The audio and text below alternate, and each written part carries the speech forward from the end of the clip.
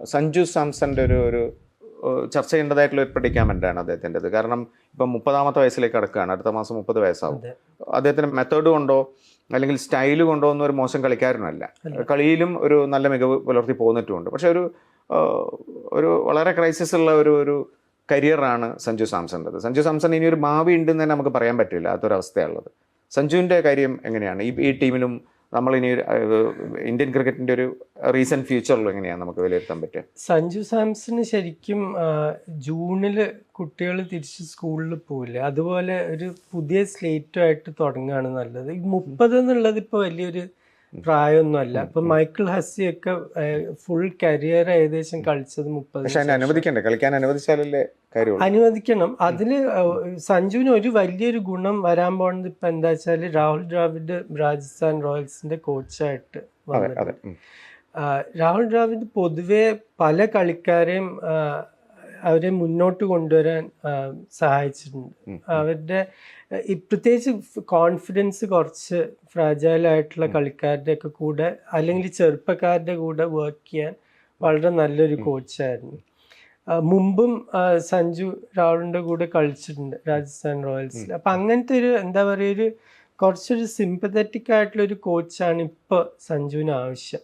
ഒരാള് അവരോട് പോയി പറയണം, നിങ്ങൾക്ക് 30 വയസ്സായി സാരിലെ ഇനിയും ഒരു 7-8 കൊല്ലമുണ്ട്, പക്ഷെ കൺസിസ്റ്റന്റ് ആയിട്ട് കളിക്കണം. സഞ്ജുവിനുള്ളൊരു പ്രശ്നം എന്താ വെച്ചാൽ 2 മാച്ച് 10-10 കിട്ടിക്കഴിഞ്ഞാൽ പിന്നെയുള്ള 2 മാച്ച് ചിലപ്പോൾ 3-2 ഒക്കെ ആയിരിക്കും.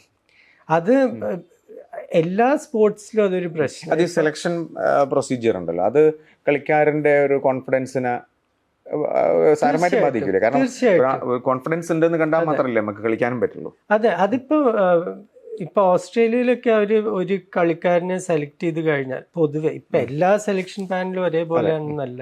ഞാൻ മുമ്പ് ഗ്രെഗ് ചാപ്പലിനോട് ഇതിനെപ്പറ്റി സംസാരിച്ചപ്പോൾ അദ്ദേഹം പറഞ്ഞതാണ്, അവര് ഒരു കാലത്ത് ഈ സ്റ്റീവ് വോനെയും ഡേവിഡ് ബൂൺ, ജെഫ് മാഷ്, ഈ കളിക്കാരെയൊക്കെ കൊണ്ടുവന്നത് ഗ്രെഗ് ചാപ്പലും വേറെ 2 സെലക്ടേഴ്സും കൂടെ. സ്റ്റീവ് വോ 27ാമത്തെ ടെസ്റ്റിലാണ് ആദ്യത്തെ സെഞ്ചുറി അടിക്കുന്നത്. അപ്പൊ അത്രയും കാലം അവര് വെച്ച് ടീമിൽ വെച്ചു.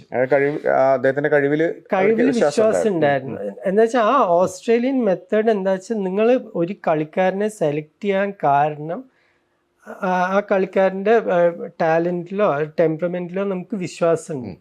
അപ്പൊ അതിപ്പോ കുറച്ച് മാച്ചിൽ പരാജയപ്പെട്ടാലും കുഴപ്പമില്ല, ആ വിശ്വാസം പോവില്ല. ഇവിടെ ഇന്ത്യയിലുള്ള വേറൊരു പ്രശ്നം എന്താ വെച്ചാൽ, ഇപ്പൊ ബാറ്റിംഗ് ലൈനപ്പിൽ കയറാൻ അത്ര ഒരു ട്രാഫിക് ജാം പോലെ അത്ര അധികം കളിക്കാരുണ്ട്. ചെറുപ്പക്കാരും 28 വയസ്സായവരും 32 വയസ്സായവരും കുറെ പേര്. അതെ, അവരൊന്നും റിട്ടയർ ചെയ്തിട്ടുമില്ല. പക്ഷെ അവരുടെ ഒരു റിട്ടയർമെന്റ് കഴിഞ്ഞാൽ അല്ലെങ്കിൽ അവർ ടെസ്റ്റ് നിന്ന് വിരമിച്ച് കഴിഞ്ഞാൽ പിന്നെയും സഞ്ജുവിനൊരു 3-4-5 കൊല്ലം ചാൻസ് ഉണ്ടാവും.